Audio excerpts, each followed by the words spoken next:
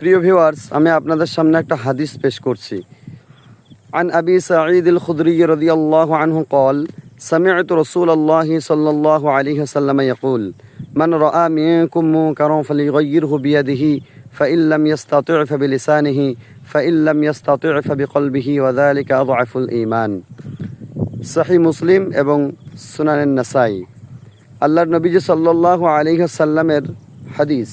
হযরতে আবু সাঈদ খুদরি রাদিয়াল্লাহু আনহু বর্ণনা দিচ্ছেন যে তিনি নবীজি সাল্লাল্লাহু আলাইহি সাল্লামকে বলতে শুনেছেন যে আল্লাহর নবীজি সাল্লাল্লাহু আলাইহি সাল্লাম বলেছেন, তোমাদের মধ্যে যদি কেউ কখনো কারোর অন্যায় করতে দেখো কাউকে, তাহলে সেই অন্যায় কাজটাকে তুমি হাত দিয়ে, তোমার যদি ক্ষমতা থাকে তাহলে তুমি হাত দিয়ে সেই কাজটাকে রুখে দাও, অন্যায়টা হতে দিও না। আর সেই ক্ষমতা যদি তোমার না থাকে তাহলে তুমি অন্তত পক্ষে মুখ দিয়ে সেই অন্যায়ের প্রতিবাদ করো।